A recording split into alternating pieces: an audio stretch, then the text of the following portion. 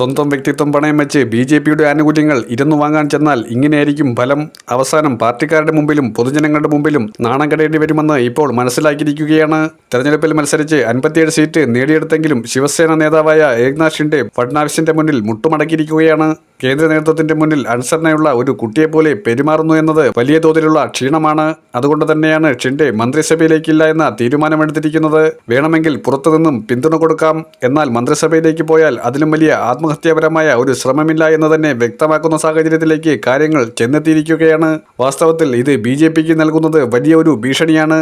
അധികാരത്തിൽ നിലനിൽക്കുന്നതുമായി ബന്ധപ്പെട്ട കാര്യമല്ല, മറിച്ച് ഷിൻഡെയും അജിത്തും ഒരുമിച്ചാൽ അത് ബി.ജെ.പിക്ക് വലിയ തിരിച്ചടിയാകുമെന്ന് അവർക്ക് കൃത്യമായി അറിയാം. താൽക്കാലികമായി വലിയ തോതിലുള്ള അട്ടിമറി നടത്തി അധികാരത്തിലേക്ക് വന്നു എന്ന് അഹങ്കരിക്കുമ്പോഴും ശിവസേന ഒരുമിക്കുകയാണെങ്കിൽ കളി ആകെ മാറിമറിയും. ഇത് ബി.ജെ.പി നേതൃത്വം തന്നെ തുറന്നു സമ്മതിക്കുകയാണ്.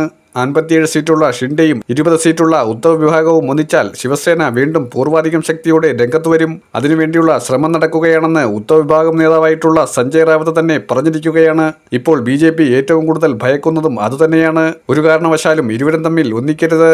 എന്നാൽ മുഖ്യമന്ത്രി പദവി വിട്ടുകൊടുത്തുകൊണ്ടുള്ള ഒരു തീരുമാനത്തിനും ബി.ജെ.പി തയ്യാറാവുകയുമില്ല.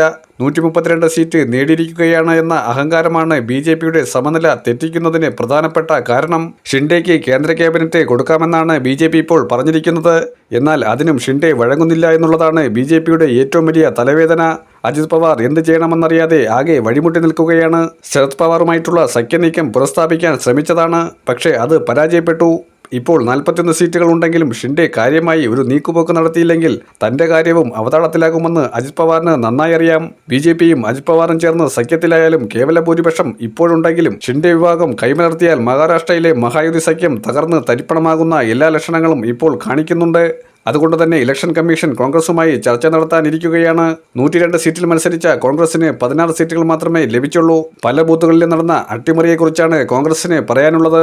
എല്ലാ ബൂത്തുകളിൽ നടന്ന വലിയ തോതിലുള്ള അട്ടിമറി ശ്രമങ്ങളെക്കുറിച്ച് വ്യക്തമായ റിപ്പോർട്ട് ഞങ്ങളുടെ കയ്യിലുണ്ടെന്ന് കോൺഗ്രസ് അവകാശപ്പെടുന്നുണ്ട്. കോടതി വഴി നീങ്ങാൻ തയ്യാറെടുത്തിരിക്കുകയാണ്. നേരത്തെ സുപ്രീം കോടതി തള്ളിയെന്ന് വിചാരിച്ച് ഞങ്ങൾ അടങ്ങുമെന്ന് വിചാരിക്കേണ്ട എന്ന ഒരു താക്കീത് കൂടി രാജീവ് കുമാറിന് കൊടുത്തിരിക്കുകയാണ് കോൺഗ്രസ് നേതൃത്വം.